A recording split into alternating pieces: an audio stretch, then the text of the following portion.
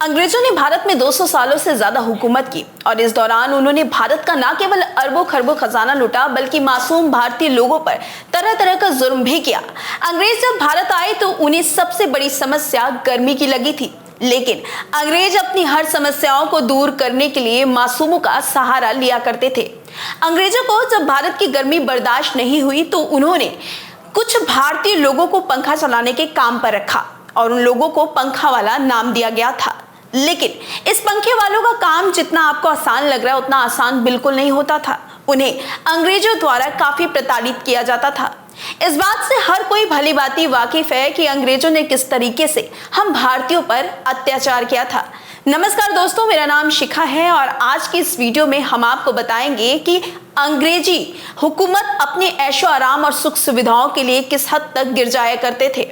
आपने अंग्रेजों की वो क्रूरता कभी नहीं देखी होगी जो हम आपको इस वीडियो में दिखाने वाले हैं, इसीलिए इस वीडियो को बिना रुके और स्किप किए अंत तक जरूर देखिएगा। आज के समय में जब भी हमें गर्मी लगती है तो हम एक स्विच दबाकर पंखा चालू कर लेते हैं, लेकिन एक समय ऐसा भी था जब पंखे जैसी कोई भी चीज भारत में नहीं हुआ करती थी। भारतीय लोग हर मौसम को झेलने के लिए आदी हुआ करते थे, लेकिन जब अंग्रेज भारत आए तो उन्हें यहाँ का मौसम रास नहीं आया। अपनी सहूलियत और सुख सुविधाओं के लिए उन्होंने पंखों का निर्माण करवाया जो कि वुडन फ्रेम और कपड़ों की मदद से बनाए जाते थे। आप इन तस्वीरों में साफ देख सकते हैं कि किस तरीके से पंखे इस्तेमाल किए जाते थे उस जमाने में। इन्हीं पंखों को चलाने के लिए कुछ आदमी रखे जाते थे जिन्हें पंखा वाला कहा जाता था। इन पंखे वालों का ये काम होता था कि वह बिना रुके एक रस्सी के सहारे इन पंखों को चलाते रहें। जो व्यक्ति ये पंखा चलाता था उसे किसी भी समय रुकना नहीं होता था। अगर पंखा वाला कुछ सेकंड के लिए रस्सी खींचना बंद कर देता तो इससे अंग्रेजी शासकों के आराम या आनंद में खलल पैदा हो जाती थी। इस तरह के पंखे उस समय लग्जरी सिंबल माने जाते थे और ये पंखे अंग्रेजी अधिकारियों के बंगलों, प्रशासनिक कार्यालयों और कोर्ट जैसी जगहों पर प्रयोग होते थे। एक पंखा चलाने के लिए एक या दो आदमी, यहाँ तक कि 3-3 आदमी रखे जाते थे। इन पंखों को चलाने के लिए अधिकतर शक्तिशाली और बहरे लोगों को काम पर रखा जाता था। इसके पीछे की वजह यह थी कि पंखा चलाने वाले व्यक्तियों की बाजुओं में दम होना चाहिए, तभी वे पंखे को अच्छी तरीके से चला पाएंगे। और बहरे लोगों को रखने की ये वजह थी कि अंग्रेज अपनी गुप्त बातें आसानी से कर सके और उनकी बातचीत किसी बाहरी व्यक्ति तक ना पहुंच सके। अगर कोई पंखा वाला बहरा नहीं होता तो उसके कानों में रुई डालकर कानों को अच्छी तरीके से बंद कर दिया जाता था। कमरे की दीवार पर एक छेद करके उससे रस्सी पार कर दी जाती थी और फिर कमरे के बाहर बैठकर पंखे वाला व्यक्ति पंखा चलाता था। मगर उस समय एक पंखे वाले की जॉब इतनी आसान नहीं हुआ करती थी जितनी आप सोच रहे हैं। शायद आपको लग रहा होगा कि ये काम मजदूरी करने या माल ढोने के काम से तो ज्यादा अच्छा है, क्योंकि इसमें दिन भर के एक कोने में बैठकर पंखा ही तो चलाना है।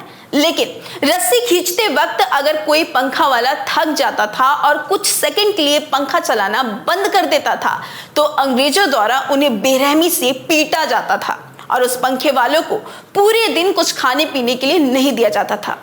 अक्सर ऐसा ही होता था कि पंखे वाला व्यक्ति काम करते करते थक जाता था और खाना ना मिलने के कारण बेहोश हो जाता था। तो उस समय जो अंग्रेज थे उन पर बिल्कुल दया नहीं करते थे और उस व्यक्ति को वैसे ही हालत में छोड़कर अन्य व्यक्ति को पंखा चलाने के काम पर रख लिया करते थे।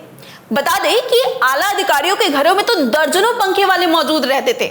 उन्हें अपने अलग अलग रूम में, यहाँ तक कि रसोई घर में भी पंखे वाले को रखा हुआ था पंखा चलाने के लिए। पंखे वाले की नौकरी के लिए हमेशा गरीब तबके के लोगों को ही रखा जाता था जिनके ऊपर अंग्रेज आसानी से अपनी मनमानी चला सके।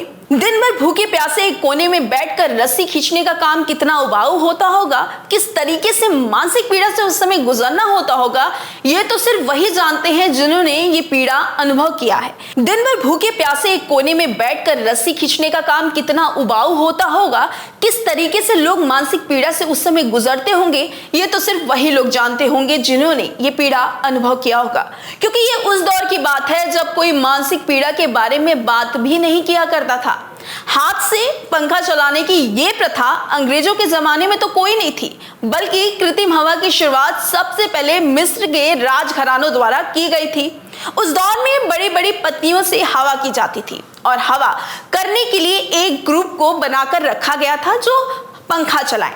एशिया में सबसे पहले जापान में हाथ चलाने वाले पंखे की प्रथा शुरू हुई थी और वो अस्तित्व में आया था।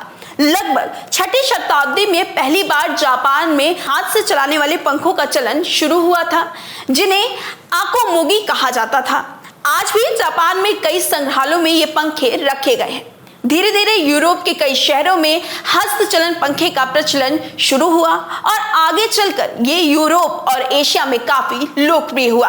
लेकिन हमेशा से ही उच्च घराने और बड़े अधिकारी ही इन पंखों का इस्तेमाल किया करते थे, क्योंकि इन पंखों को चलाने के लिए मजदूरों की आवश्यकता पड़ती थी और केवल अमीर और ताकतवर लोग ही गरीबों पर हुकूमत कर सके, इसके लिए वो ऐसी सुविधा उन गरीबों से लिया करते थे। 19वीं शताब्दी के अंत में बिजली के चलने वाले पंखों का आविष्कार हुआ और 20वीं शताब्दी में भारत में बिजली के पंखे पहली बार अस्तित्व में आए। आज भी सभी स्कूलों में दोस्तों अंग्रेजी हुकूमत के बारे में बहुत ज्यादा पढ़ाया जाता है कि अंग्रेजी शासक कैसे भारत में आए, कैसे शासन किए। लेकिन इन अंग्रेजों ने हम भारतीयों पर कितना अत्याचार किया और किस किस तरीके का अत्याचार किया और किस तरीके से भारतीयों को पीड़ा दी गई, ये शायद ही कहीं पढ़ाया जाता होगा। इस वीडियो में हम आपको यही दिखाना चाहते थे कि किस तरीके से अंग्रेजों ने 200 सालों तक हम भारतीयों पर अत्याचार किया, भारत पर शासन किया और मासूम भारतीय लोगों को प्रताड़ित किया। हमने आपको इस वीडियो में दिखाया है कि किस तरीके से अंग्रेजी हुकूमत अपने ऐशो आराम के लिए गरीब वर्ग के लोगों पर अत्याचार करते थे। सिर्फ पंखा वाला ही नहीं बल्कि अन्य भारतीयों पर ये अंग्रेजी हुकूमत जो थे उन्हें प्रताड़ित किया करते थे। ये सब हमने आपको वीडियो में दिखाया है। फिलहाल अंग्रेजों द्वारा भारतीयों को प्रताड़ित करने वाली ये वीडियो आपको कैसी लगी, आप मुझे कमेंट करके जरूर बताइएगा। साथ ही आपने ये पंखे वाली जो स्टोरी मैंने आपको बताई है इससे पहले कहीं सुनी है, देखी है, तो भी मुझे कमेंट करके जरूर बताइएगा। दोस्तों मेरा नाम तो आप जान ही रहे हैं, शिखा। वीडियो कैसी लगी ये भी मुझे जरूर बताइएगा। वीडियो अच्छी लगी हो तो वीडियो को शेयर भी जरूर कर दीजिएगा। अपना ख्याल रखिएगा। बहुत बहुत धन्यवाद।